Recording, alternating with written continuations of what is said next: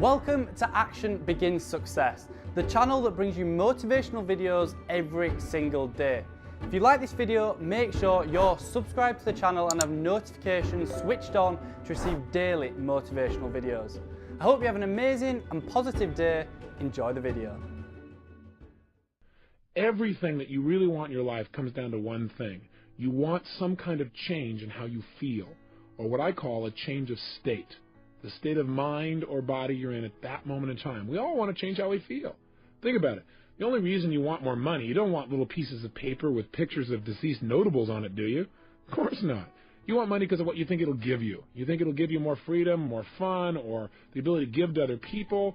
You believe it's going to lead to some kind of pleasure if you want it. Say, I want a business. Listen, I know a lot of people in business who don't want their business anymore. The bottom line is it's not the business you want, it's what you think a business will give you, the feeling changes you think it'll give you. Somebody says, I want to get married. They want to get married because of what they think that will give them. Or I want a relationship. They think it's going to give them a certain kind of feeling. That's what drives all of our behaviors. Challenge me on this. See if you can find an exception. Is there anything in your life that you really, really want that the reason you want it doesn't come down to eventually some feeling you're going to get if this thing happens in your life? I'll tell you over and over again, no matter what exception someone has tried to find, if I keep asking them, well, why do you want that? But why do you want that? But why do you want that? Eventually they get to a point where they go, well, because it makes me feel good. And so that's what we really want. We want to feel good. We want to have those special feelings inside. In other words, we just want to be able to manage our emotions, manage our states, and create what we really want emotionally in our lives. Everything we do, we've already said, is to create pleasure. That's an emotion. And to avoid pain. That's an emotion too.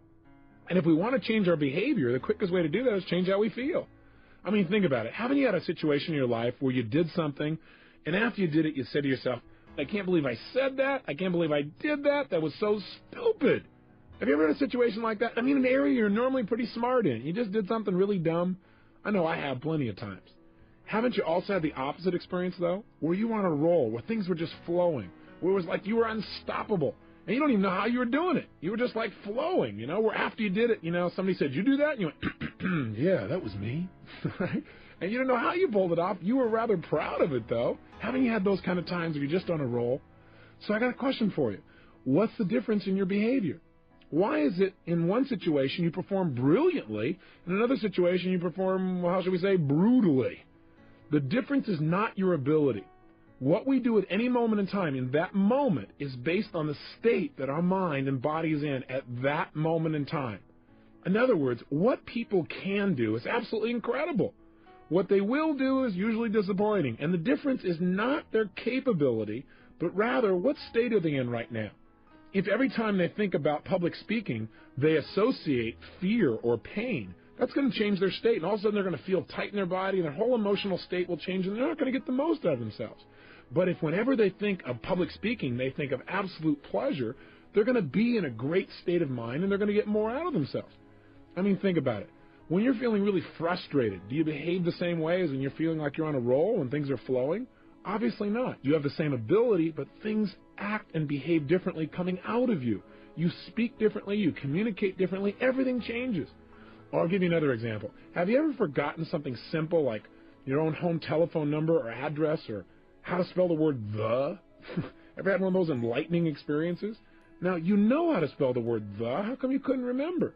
The answer is because you're in what I call a stupid state. Right? You were in a state of mind where your brain wasn't able to get a hold of the answers. The answers are there, but you couldn't get there.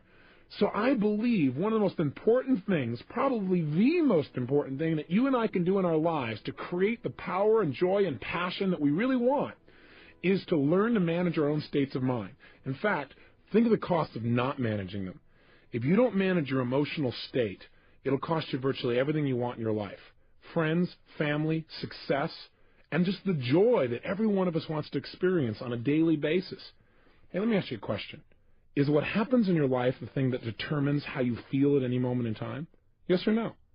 In other words, it doesn't matter whether or not, for example, the economy is doing really strong as to whether or not you feel good. Most people say no. Some people say, well, you bet. Does it matter how your relationships are going? Does that determine how you feel?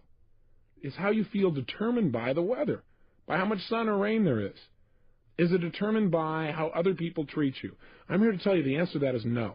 I'm not saying that it doesn't complement or support you feeling one way or another. I'm saying how you feel at any moment in time is purely designed and the result of how you are directing your own mind and body at that moment. What I'm saying to you is no matter what is happening in your life, you are in control of your own states. And once you understand that, number one, and number two, you use that ability, you now have control over your life at a whole new level. And you have more fun and joy and passion than you ever dreamed of once you take that responsibility and take that control. Now, for some people, when they say, well, that seems like a heavy responsibility, well, look at the opposite. What's the price of not managing your states? Well, I'll ask you a question. What does John Belushi, Elvis Presley, Freddie Prinze, Jimi Hendrix, Janis Joplin, and Marilyn Monroe, what do they all have in common? They're all people that never learned how to manage their state, that's what. They all were people that had every reason in the world to be happy by anybody else's standards, but who destroyed themselves, literally killed themselves in the end. I mean, Belushi is one of my favorite examples.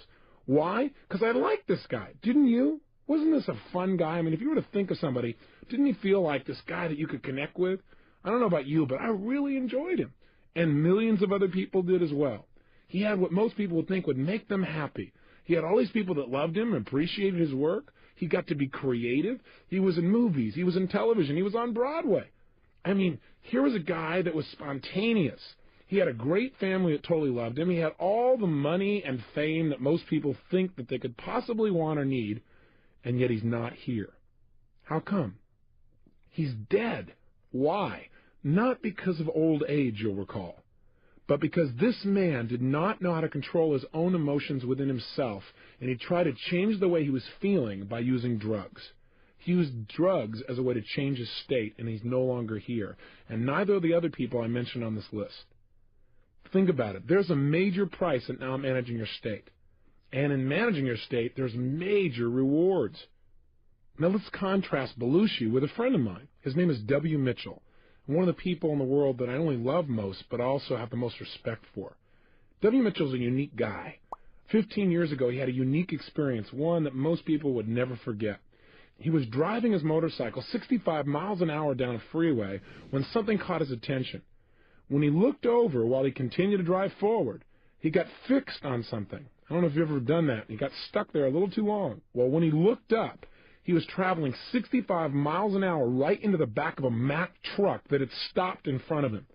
In a last-minute, split-second decision to try and save his own life, he slammed himself on the ground, and he slid 65 miles an hour underneath this truck across the pavement.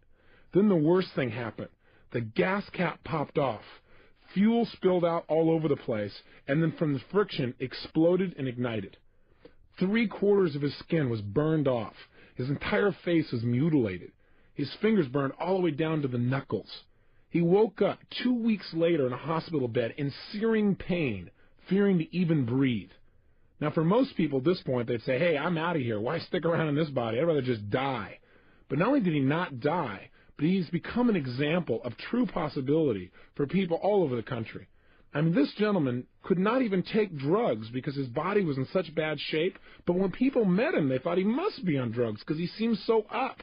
You know, they go in and talk to him, they feel bad, and he goes, hey, it's over, we just got to move on. His mother said, well, you just must not realize how bad it is. Well, the reality is, he just made a decision. He decided that he was going to manage his state. Why?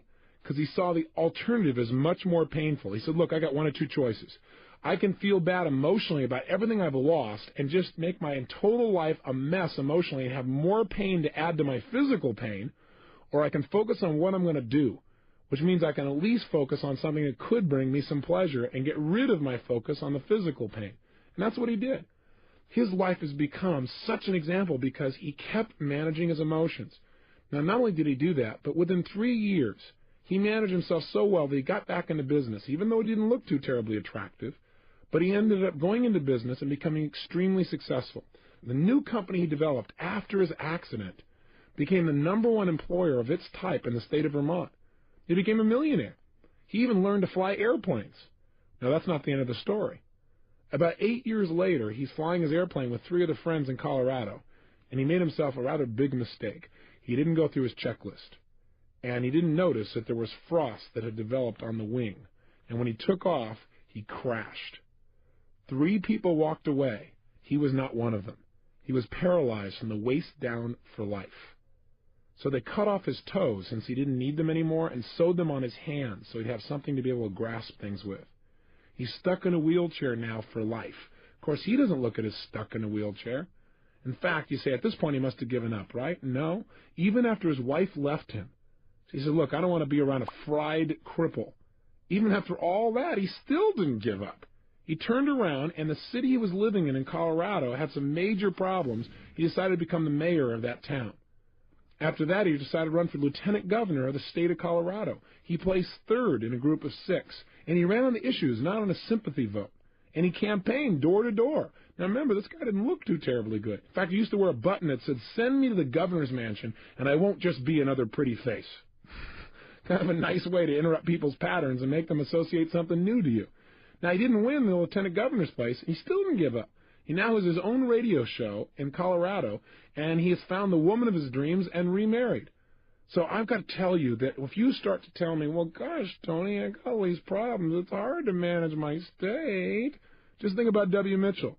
When I look at somebody like Belushi and see all that he had, and I look at somebody like Mitchell, who seems to have all these challenges but is so happy, so successful, such a sense of possibility, it becomes clear to me that I have no excuse to ever not manage my state on a consistent basis. No matter how big the problems may seem, you're much better than anybody like that might ever hope to be.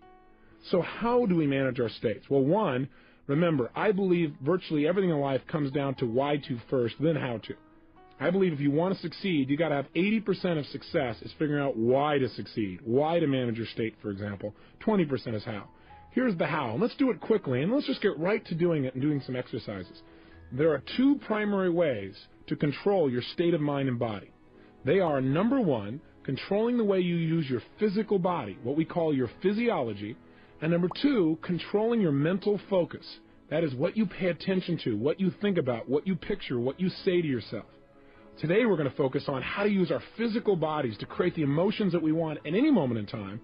And then on your next tape, we're going to work on how to control our focus, how to control the mental imagery and pictures and things that we think about in a way that immediately changes our state as well. Let's start and focus again today on physical movement.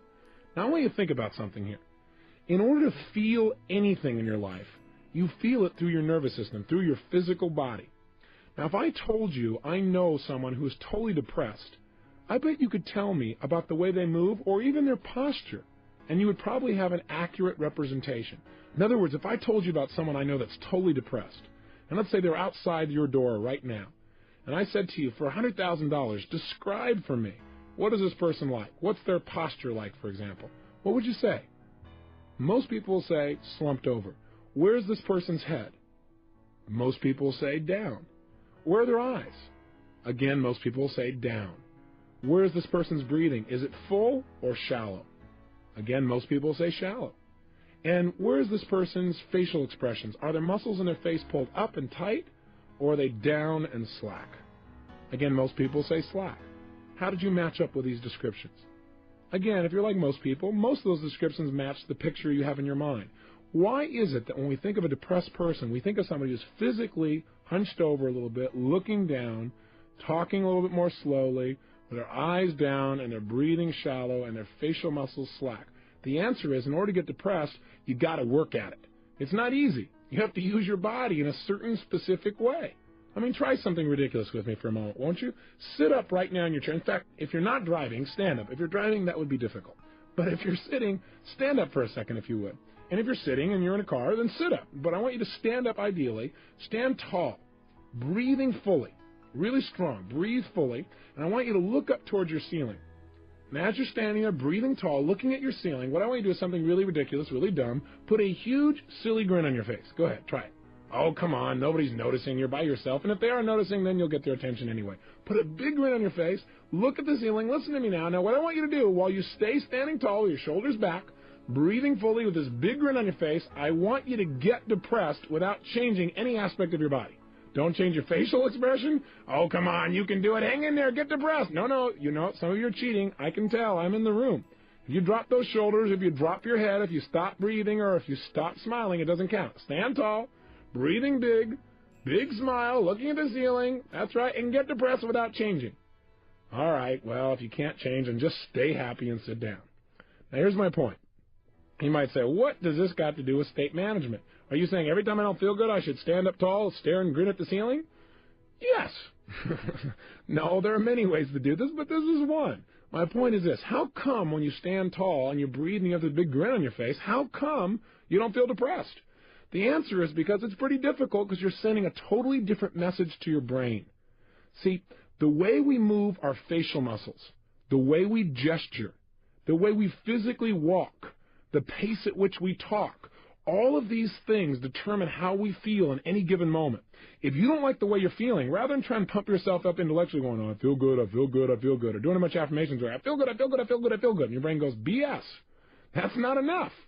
What you've got to do is change the way you're moving. I mean, think about it. When you were growing up, didn't you have a parent that told you, hey, look, if you're depressed, go do something? Why did that work? Because when you go do something, you change the way you move, you change the way you breathe, you change what you're focusing on and what you're paying attention to, and whammo, you have an emotional change, a state change, if you will. So I want you to realize the power of your own physical body. When I was struggling, I had no idea the power of my body. I was at the effect. But you know what? I still use these tools. I just used them in the wrong way. Hey, listen, you already know the power of your body. When you don't like the way you feel, what do you usually do? I'll tell you what most Americans do. They do something to change the way they feel by changing their body, by changing their biochemistry. What do? They do things like drink alcohol. Why? Because the minute you drink alcohol, does it change your state? You bet. You behave differently when you're in a different feeling state? You better believe it. Guy goes, yeah, man, I sure do. The bottom line is you changed your biochemistry. As soon as you did that, that was changing physiology, and your emotions and feelings and behaviors change instantly. Now, a lot of people in our society, when they don't like how they feel, they change their body and change the way they feel by using cigarettes. They smoke, and therefore they breathe differently. When they breathe differently, they feel differently. When they feel differently, they behave differently. So they don't like how they're feeling. They're feeling a little tight. They're feeling a little frustrated. They're feeling a little stressed. They smoke a cigarette, and they think the cigarette makes them feel better. What makes them feel better is the fact that they're taking nice, deep, slow breaths. Why not try it without the cigarette? What a concept. Amazing. The bottom line is you can change just by changing your breathing alone. Now, what else do we do? Well, a lot of people, when they don't like the way they feel, what do? They eat. You know, they go, I don't feel good, and they eat. And then they get fat, and they look in the mirror, and they don't like how they look. That makes them feel worse. So they don't like the way they feel, so they eat some more. Right? And then they're caught up in that loop again. Have you ever been there? So food is another way we try and change our physical body in order to do it. Some people just go to sleep. And some people do things like go shopping or watch TV, but we're going to talk about that in your next tape. Those are people that are changing what they're focusing on. But the primary way most of us try and change how we feel is by changing the way we use our physical body. Drugs is the most obvious example. We've already talked about that. Cocaine. Why? Because it changes their state rapidly. That's why people still purchase it, even though it destroys their life simultaneously. They don't focus on that. The point is, any change in your physical body makes an immediate radical change in the way that you feel. So what you've got to learn to do is use this to your advantage. Instead of being at the effect of things, immediately change your emotions. So right now, let me give you a frame of reference about what I'm saying. I learned a long time ago that if I really wanted to succeed on an ongoing basis, I probably needed to measure my level of emotion, my level of intensity. I got a lot of this by working with professional athletes. I noticed that most athletes are really conscious of and pay attention to managing their emotions and their states. And you watch a tennis player, and every time before he hits the ball, he bounces the ball the exact same way, the exact same rhythm, kind of anchors himself, if you will, or triggers himself back in a state. Football players do it differently. They grab their other buddy's head and they go wham, wham, wham, and smack heads with him, and they feel good. Baseball players, they spit, grab their legs, scratch the ground, but they do certain things every time to get themselves in state. And as I started to work with professional athletes, people like the Los Angeles Dodgers or the United States Army or individual Olympic athletes, every one of them focused on are they ready or not, kind of checking their state. But you see, in life, I think life is not black and white. I look at life as having many hues and colors and shades. So one day I pulled one of these guys aside and I said, look, it's not are you ready or you're not. Let's try a stupid game, okay? Let's pretend we're going to measure your level of power and readiness on a scale from 0 to 10. 0 is you're dead. 10 is you're absolutely unstoppable. I said, where are you on that scale? And the guy said, well, I'm about level 7, 6.5, 7. I said, well, you're about to bat right now against Dwight Gooden. Tell me, if you stay at level 7, what's going to happen? You know what was amazing? Instantly, he could tell me. When he realized where he was, he said, I'll either ground out or I'll pop up or I'm going to be in a situation where I'm going to strike out. I said, what level do you need to be at on a scale from 0 to 10 to be successful with Dwight Gooden? He said, level 12. I said, okay, that gives me a frame of reference. So you also need to know where you need to be successful. Now, with an athlete, it's pretty clear. For peak performance, they got to be at level 10 or above, if you will, on a scale from 0 to 10. But isn't your life just as important as an athlete's? If you're going to go in right now and you're going to influence your son or daughter to do something like get excited about their schoolwork, how are you going to do that if you're at level 3? It's not going to happen. Too often I see parents that go, I just can't motivate my children. I just don't understand why. I talk to them about all the reasons why they should really go for it, but it just doesn't seem to work. Do you have any suggestions, Mr. Robbins? I'll say, yeah, try talking a little faster for your children. See, the way we use our voice will affect our states. See, I have a lot here I want to share with you in a short period of time, so I speed up a little bit. How would you feel if I said, well, ladies and gentlemen, this is day 5. And today what we're going to learn to do is manage our states of mind and emotion. And over the next 30 days of this program, I want you for hours at a time to listen to my voice. Well, after you came out of a deep trance and turned off the tape, I doubt very seriously if we create very much change. Now, I'm not saying it's not appropriate to talk in a more relaxed way than I am in this frenzied pace that I'm sharing with you to try and get everything in. But what I am saying is make sure that you're in an appropriate state for what it is you're trying to accomplish. Does that make sense? On a scale from 0 to 10, where do you need to be effective at a given task? If you want somebody to feel loved by you, you probably don't want to go level 10. Go, I love you, I love you, I love you, okay! That probably won't work either. So everything is context related. But I'm asking you today to commit yourself for the next 4 or 5 days, even though we'll be doing other exercises, to looking at what state are you living in your life. If you want to look at the state of your life, look at the level of intensity and joy and passion you're creating. Where are you today on a scale from 0 to 10? Or better yet, before you started this 30-day program, where were you? Do you remember that first day? Before you got the tape program and everything else, where were you on a scale from 0 to 10? You remember where you were, first of all? Think about it for a moment, if you would. Where were you? What was your state like? Where were you on a scale from 0 to 10? Now I want you to think of something. Where were you after you finished that first tape on a scale from 0 to 10? Most people that we followed up with and interviewed with are usually at level 8 or above. And when they started out, they were in level 6 or 5 or 4 or 3. And so what I want you to do is do it without me. You don't need me to change your state. You need you. You need to move your body differently, and you need to pay attention to where you are. Use the state that's most appropriate for where you need to be for the given situation. So let me give you, first of all, some specifics about how you could change your body. I've mentioned a lot of them, but let's be really precise. The number one way that you can change the way you feel at any moment in time is to change the way you move. The reason is this. In fact, you might want to remember this phrase. Emotion is created by motion. The way you move your physical body is the fastest way of changing your emotions. So, for example, if I'm not feeling passionate and I want to, instead of pumping myself up, all I have to do is clap my hands or move my hands rapidly and make a rapid gesture. Not a little minor one where I just push my hands out a little bit and then bring it back at a slow pace, but I mean speed, acceleration, if you will. If you speed up the quality of your movements, you will instantly change your emotional state and your intensity. So try it right now. Even while you're listening to me, here's what I want you to do. Take your hands and put them together so that you're touching them almost like in a praying motion. And what I want you to do when I say now is, at the pace I say, I want you to pull them apart and just gradually pull them out to your sides at the pace that I count, like 1, 2, 3, 4. Okay? And by the time I hit 4, you should be level with your shoulders. Okay? Let's try it. Your hands are together. And just notice what happens to how you feel. Ready? 1, 2, 3, 4. Okay, bring your hands back together. 1, 2, 3, 4. Again, 1, 2, 3, 4. Again, 1, 2, 3, 4. This is known as the state of absolute boredom. Right? So let's try something new. Let's try moving more rapidly. This time, instead of 1, 2, 3, 4, When I say now, I want you to pull your hands apart and don't limit them to the length of your shoulders. I want you to literally pull them apart and pull them out as far as you can, like extending your entire wingspan. Now be careful on this. Look around you before you do this to make sure you don't hit anything. And let's have some fun. Do something silly. I know it seems ridiculous, but just try it. Now if you're driving, this is not useful. Keep one hand at least on the wheel and try it with the other one. Okay, here we go. Your hands are together, and when I say now, I want you to literally bring them out, explode them out to your sides, and extend your fingers and everything out as far as they can go. In other words, you're going to take your hands and make them go as fast as they can apart all the way out, and extend them. Ready? 1, 2, 3, go! And just feel that. And bring your hands together again, into a clap.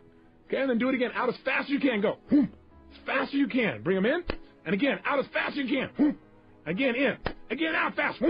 Now, if you do this about 10 times, you will feel what we call a state change. Do you feel it now? Now, I know this may sound weird and bizarre. You're going, okay, Tony, what am I supposed to do? Crimp this wingspan every time I need to change state? No, what I'm saying is you must learn to develop what I call power moves.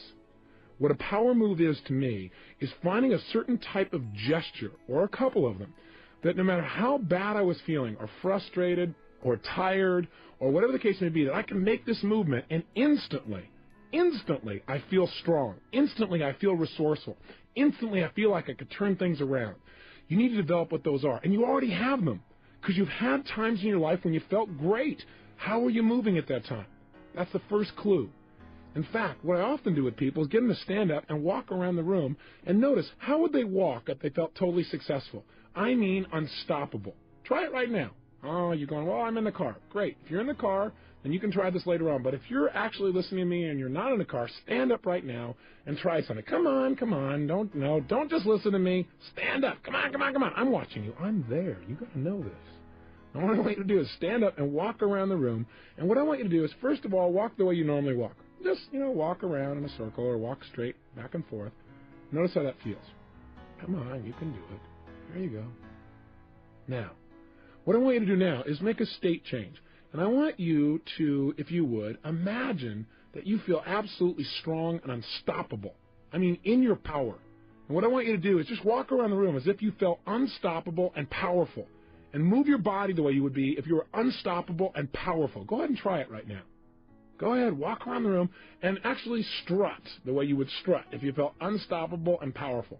Make a gesture or two the way you would if you felt unstoppable. And then try to go back to the opposite again. Go to feeling not confident, not sure, and walk around the room not sure about whether you can succeed, making gestures like you're not sure. Feel the difference in your body. I want you to get an example of that. Then back to confident again. Make it strong. They say, what if I'm listening in the car? Well, if you're listening in the car, all I want you to do is sit right now, or even if you're sitting down, come back with me right now and sit down. What I want you to do is just notice how you can change your state from being bored and tired to feeling energized just by changing your body. So try this. First of all, sit the way you'd be sitting right now if you had 5 times more energy than any other time you can remember. Come on, go for it. Don't just listen. If you're just going to listen to this tape and not follow through, turn it off. But if you're going to go for it and make changes, then play with me, okay? Sit up in your chair right now. Come on, sit up the way you'd be sitting if you had 5 times more energy than any other time. Breathe right now the way you'd be breathing if you felt strong and excited and energized. Put a facial expression on your face right now like you'd have if you felt totally passionate and excited. No, it doesn't look like this. Come on, put a big grin on your face or a big feeling of energy. There you go, good. And make sure you gesture that way. Notice how this feels. Now, if you don't feel any change, it's because you've not made a radical enough body change. That is, change your body really major. Create more tension, more excitement, whatever it takes. Now, go from this state to being in a state of boredom. Go ahead. Sit the way you're sitting if you're bored and tired. That's it. Just notice how that feels. Go ahead. Really bored and tired. You know. And as you're sitting there bored and tired, I got a question for you. Did you change your body to do it? You bet you did. What did you change to get bored and tired? Well, did you notice anything happen to your head? Did it go down? Did you relax any of the muscles? What happened to your breathing? Did it change? How about your facial expression? Does your muscles go slumping or slack? Now try this. Get back to energize as fast as you can. Oh, come on. Play with me. What I want you to do just for a moment is to practice snapping yourself from being in a state of being bored and tired into a state of energy. It's going to be very valuable for you. Let's try it. Back into an energized state. Come on, as energized as you can get. Come on, sit up in your chair, breathing with some energy, feeling strong. Come on, even more energized than before. Now go to bored and tired. Back to energized. Come on, as fast as you can. Snap yourself. I know this looks weird if you're driving in your car and somebody's looking in the other window, but hey, it'll make their day. You'll change their state. Come on, if somebody else in the family's watching, they don't have to know what's going on. Just go for it. Here we go. Total energy, lots of energy and excitement. Feel it in your body. Move your body. Sit the way you're sitting. If you have even more energy, bored and tired. Energize as fast as you can. Come on, snap back in that state. Bored and tired. Energize faster again. Come on, even more, even more, even more. Bored and tired. Energize back in that state again. Feel it and just stay there. Stay in an energized state. Now, you might say, well, this sounds weird. Let me ask you a question. How valuable is it for you to be able to go in life, in business, in your job, in your personal relationships, from being bored and tired and wiped out to being in a peak state? How important would that be to increasing the quality of your life, say on a scale from 0 to 10? I'll tell you, I think it's a level 9 or 10 or above. And I think you probably would too. So developing new ways, new habits of moving your body is the single most powerful way to change state. Here's another quick way. Change your breathing. As I said earlier, one of the reasons people smoke cigarettes is because in order to smoke a cigarette, you change your breathing pattern rather radically. When people eat food, oftentimes they feel better afterwards because they fill their stomach up, and it changes the way they feel and the way they breathe. With all that food in there, things slow down. They feel less stressed. Almost every yogic practice that I've ever studied or noticed teaches some kind of breathing pattern as part of how to change your emotions and the way you can grow spiritually, if you will. So changing your breath, try different breaths, breathing faster, breathing slower, and discover what breathing patterns work best for you to create the changes that you want. Thirdly, learn to manipulate your face. I teach people in seminars how to do what I call facial aerobics. What that means is doing many different expressions as you possibly can in a short period of time, so that what happens is you really have access to different emotional states. Do you know you have over 80 different muscles in your face? And a slight change in your facial muscle instantly changes the way you think and the way you feel. There was a study done at the University of California at San Francisco where they took manic depressives, and all they did was change their facial expressions, made them smile on an ongoing basis. These are people who were manic depressives, bear in mind. People who normally need drugs to change the way they feel. Not one of those persons, while they were able to keep smiling, was able to feel depressed. In fact, some of them began to manage themselves by smiling for 20 minutes at a time for no reason. And pretty soon they began to feel great, and they began to develop a new habit. Do you have habitual facial expressions of grimacing or frustration, where you crinkle up your nose or your eyelids or your forehead or something else that you do on an ongoing basis? I'm here to tell you that those habits create those negative emotions in your body on a regular basis. You need to develop some new habits of using your face. And finally, one of the ways you can manage your state best is to control your diet. And I'm not going to teach you a health seminar here, although I do those across the United States. I do want to say this to you, that most of us in life do not pay attention to what we're putting in our body. And what you're putting in affects deeply how you feel emotionally. Blood sugar, for example, alone makes a radical shift in how you feel emotionally. So if you aren't paying attention to how you're eating and you're throwing anything you possibly can in that body without looking at the consequences, you're going to pay an emotional price. Many times, hyperactive children or people that are having major ups and downs in their life, it just comes from some basic, simple dietary approaches. If they made a few simple changes, they'd live a much more balanced emotional life. So my challenge to you is to study health, to find out not how to throw your pendulum and go off on the deep end on some bizarre diet, but how can you make sure that the way you're breathing, the way you're moving, and the way you're eating things is giving you as much as possible to your life and not taking away, not throwing your life into a pendulum. Make sure that you have that physical energy and drive. It comes from having enough sleep and eating well. For now, though, I want to have you focus on one emotional state, because I'd like you to be able to trigger a state change anytime you want. And that emotion is the one I note as passion. As you may have picked up, I'm a fairly passionate person. And I talk about that at the end of each tape because I think out of a state of passion, you can create almost anything you want in your life. I think most people in life want passion. They want that drive, that attraction to life. They want that juice in their relationships, in their business, and their ability to learn. But most people are barely making it through the day, you know? I mean, hey, you got to watch TV, fight the traffic home, get a bite to eat, and go to bed so you can get up tomorrow and start the same vicious circle all over again. I mean, after all, guys got to work, got to make your way and stuff. After all, I work hard for a living. Can't expect me to be passionate at the end of the day. Easy for you, but come on, I work for a living. Let me just tell you something. I used to believe that kind of stuff, and I used to feel that way too. Am I saying you can't talk slowly and be passionate? Absolutely not. I can talk quietly and still have passion coming through in my voice, in the way I'm speaking to you, in the way I feel inside. But that's passion. This is not passion. If you want passion, you got to talk like you're passionate. You can't talk like you're bored and feel passionate. It won't work. Your body will lead your mind. Take care of it. How can we use this knowledge? Simple answer. I want you to do it by doing the following. In a moment, at the end of this tape, your only exercise today is to do this. I want you to absolutely whip yourself into a passionate state. And if there's somebody there, I want you to talk to somebody about something, and I want you to do it two different ways. Talk to them about something you believe in, something you're really usually pretty excited about, but do it in a dispassionate way. In other words, talk to a friend. And by the way, let me just say this. If you're in your car or if there's nobody there, talk to the wall, okay? Talk to the road. It doesn't matter. If you're talking to yourself and people are driving by, they'll again be entertained, so this is very useful. Now, here's what I want you to do. If while you're doing this, I want you to talk about something, and you can just talk out loud to no one or talk to someone if they're there, talk about something you're normally inspired about, but talk in a non-inspired way, a dispassionate way, where it's like you really don't believe what you're saying, but you're just trying to convince somebody of something.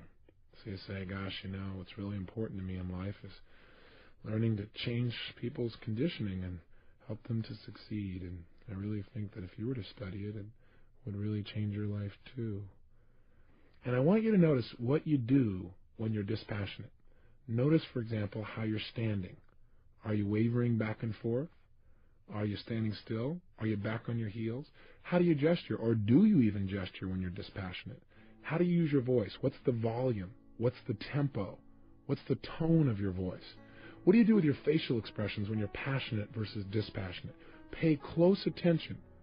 And then what I want you to do is, and really go for it. For 2 or 3 minutes, be totally dispassionate. And notice how it feels to be dispassionate. I doubt if you'll like it too terribly much. Then what I want you to do is change your state completely, and I want you to go to the other extreme. I want you to talk to yourself or the wall or your radio or the crowd or the traffic or your friend in a totally passionate way where you're more inspired, more excited, more passionate than you can ever remember being in your entire life. I want you to go for it 1,000%. And while you're talking to whatever it is, go for it 100%. Don't go, oh, this is stupid. No, all right, I'll try it halfway. Do it all the way or don't do it at all. If you're not going to do it at all, give this tape program to somebody who will follow through. But if you're one of those people, then go for it, okay? Be outrageous. Push yourself. And then notice, how are you moving differently? What are some of the specific gestures that you give when you're passionate?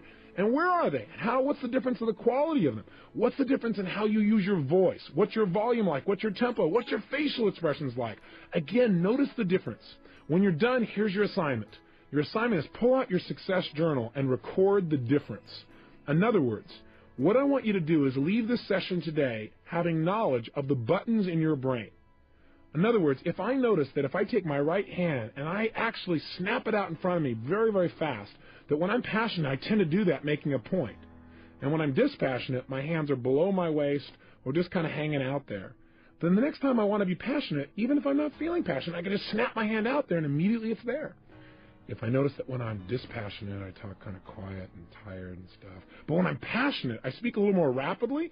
Then if I want to get passionate, I just start speaking more rapidly immediately, and pretty soon I immediately feel passionate as well.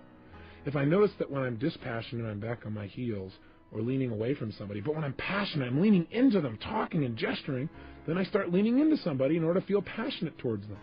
In other words, find out how your brain works. You are different than me or anyone else you're going to meet.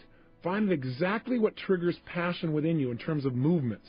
And experiment. What would be a kind of move you could make that immediately would make you feel strong, even if you were afraid a few moments ago?